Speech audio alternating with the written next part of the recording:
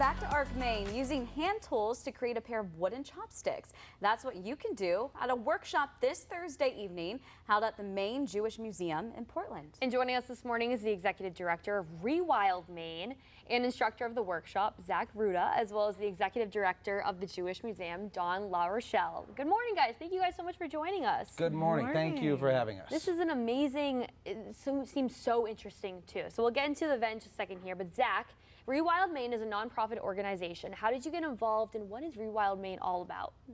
Sure. So Rewild Maine is an educational nonprofit program, as you said. We do a series of classes and workshops that are all focused on small-scale, place-based living skills. So the human skills that our ancestors used to survive for millions of years before the advent of industrial civilization. A lot of the stuff that we teach is wild plants, identification and use, and wild mushrooms, and also making a lot of stuff that we need to survive from the natural world, such as chopsticks to eat, baskets to carry them in, and I also brought another carved tool here, which this is actually used for making a fire. What? Oh. A lot of people use a lighter or a match, but I don't know how to make a lighter or a match. Yeah, that's true. I don't. We can use a stick, couple of sticks, and essentially rub them together. You use this. You want to start a fire in here? I'm not going to start a fire in here, but you put this in here and you rub it with the other stick, and it turns around. And did you ever see Castaway? Yes. Yes. Okay, yes. Dawn, I want to know how you got involved with the Jewish Museum.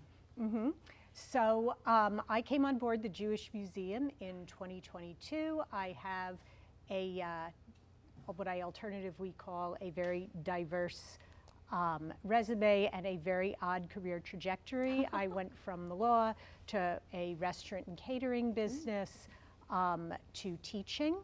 And now I bring all those skills, the legal, the business, the educational, and the programming to the museum. You need all of that. Amazing. Absolutely.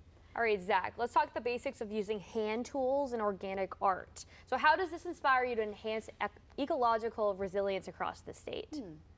So initially, I was a city kid. I grew up in Washington, D.C., and I moved to Maine about 13 years ago for an apprenticeship at an amazing place called the Maine Local Living School. It's up in Temple, Maine. And initially, I wanted to learn more about living off the land because I grew up in a big city, Washington, D.C., and I was very excited about learning how to make what I needed from nature. How important?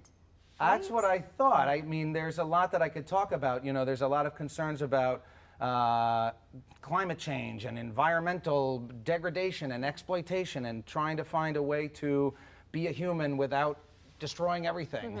And then for me, it actually transitioned into really like a deep love and joy of just being outside and feeling the breeze and the sunshine on your skin. And it's something that, by the way, I think everybody can relate to.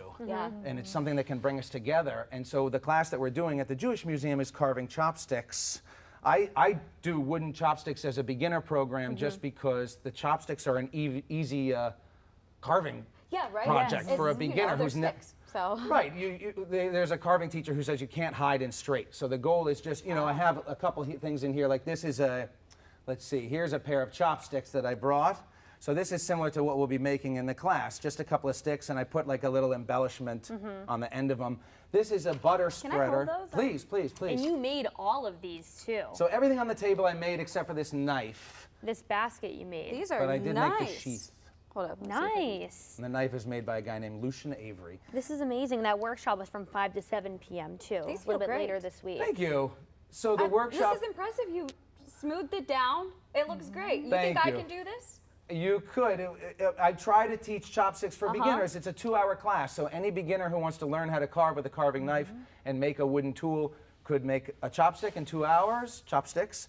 And then if you wanted to move on, you could have a more advanced project like this is just a jam spreader, like a little wooden knife. And this is a more advanced project.